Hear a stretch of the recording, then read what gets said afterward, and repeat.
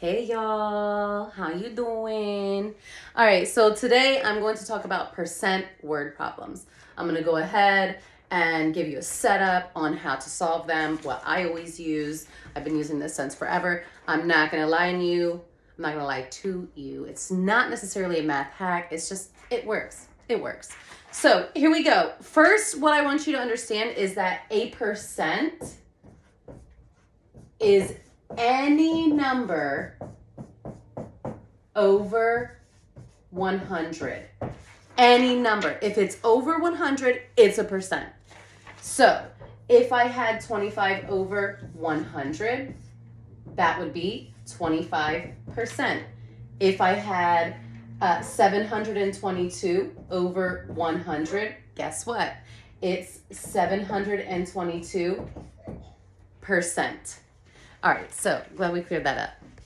All right, so I'm just going to give you the basic setup on how we solve these problems, these word problems. So it will be part over whole equals percent over 100. Notice, remember I just said any number over 100 is a percent. So you notice that spot over 100, there's a percent sign because that is a percent.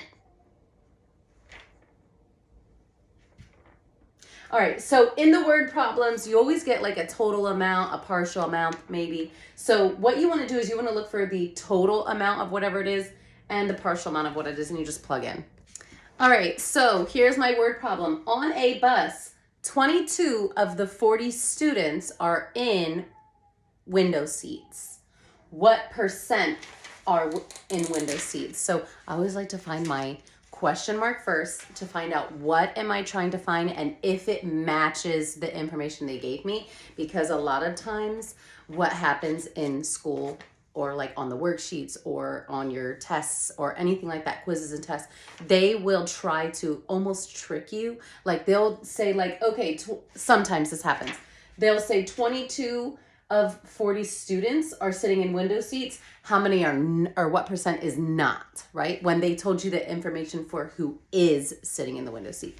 In this case, my question matches my information. So here we go. This 100 will never change. This 100 will never change. So here we are. How many total students are there on the bus? 40. So the 40 goes in the whole part because that represents total. You could put it part over total if you wanted to. And then 22 represents just a part of them. So what I'm going to do is I'm going to put an X here, okay? Now, you can solve this before we do all this hard math stuff. You can look for a relationship. How do I get from 40 to 100? I can't. Can I go up and down? Can I get from 40 to 22 or vice versa? Which means also the other way? No, I can't. So what I'm going to do now is I'm going to do a little bit of algebra. So I'm going to cross multiply. Here we go. So 100 times 22, it's just 22 with the two zeros, equals 40 times x is 40x, okay? And now I'm going to do a little bit of algebra.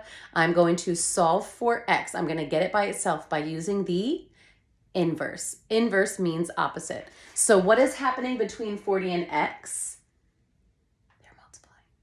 There's no sign between the 40 and the x, which means they're multiplying. So in order to solve for that, I have to divide. What I do to one side, I do to the other. Now, this is a hack that I love. Ready? I have a 0 here and a 0 here. Eliminate them. So now I'm going from dividing by 40 to dividing by 4. So I'm going to come down here. I'm running out of space. This is not cute. This is not cute. I'm not doing 2,200 anymore because remember I eliminated 1 0. So here we go. 4 cannot equal 2. 4 can equal 22 5 times. That's 20. When I subtract, I'm left with 2. And 4 goes into 20 5 times. So x equals 55, and that would be the percent. All right, here we go. So in a class of 28 students, 25% of them walk home. What? I was reading it. It's literally backwards. My fault. How many walk home? and how many do not. So in this one, I'm asking you 2 questions. I want you to tell me how many walk home. Now, the information given tells me how many walk home. Okay, so that matches that. So here we go. I'm going to set up my proportion. The 100 always stays. All right, and I'm looking for, oh, look, I have a percent sign. So my percent sign is 25. I'm going to put 25 over here. You don't need to put the percent sign because any number over 100 is a percent. So you can just put 25.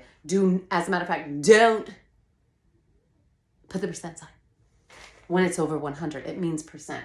All right, and here we go. In a class of 28 students. Okay, cool. So 28 represents the entire class in a class of 28 students. So that would go down here.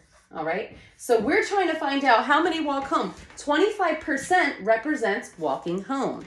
So here we go. We're going to go ahead and cross multiply and divide. And I have 28 times 25.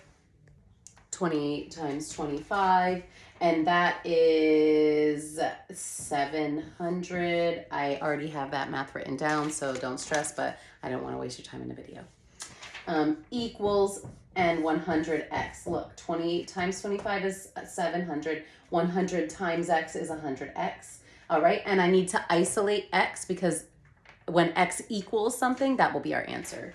So I'm going to divide by 100. I love it when I have to divide by 100 because I really don't have to divide. Here we go. I have a 0 here and a 0 here. It goes away. I have a 0 here and a 0 here. It goes away. I'm left with 7 over 1, and 7 over 1 is 7. So how many students walk home? 7. Now, how many students do not? Well, if there's 28 students in the class and 7 of them walk home, how many don't walk home? 21. All right, last question. So there are 6 trees in a park that are at least 30 feet tall. If 8% of the trees are at least 30 feet tall, how many total trees are there? So let's make sure the question is matching the information. So if 8% of the trees are at least 30 feet tall, how many are there in total? So my information is for 6 trees are at least 30 feet, at least 30 feet, at least 30 feet. All right, we're good. So here we go. I already see my percent. 100 always stays. It's 8, so I'm going to put an 8 there. And then there are 6 trees in a park that are at least 30 feet tall. The question says how many total trees are there? So I don't know my total, but I know how many are that tall. So my X goes down in my total spot. All right, and then here we go. We're just going to go ahead and rock this out. 6 times 100 is 600 equals 8x. I have to solve for x by getting a load, so I'm going to do that by the inverse. What's inverse means opposite.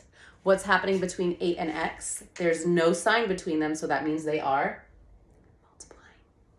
So the inverse of multiplying by 8 would be to divide by 8. What I do to one side, I do to the other. There is no crossing out here, but I did the math on my paper already. So, x equals 75. But if it would make you feel better that I do it right here, I absolutely can.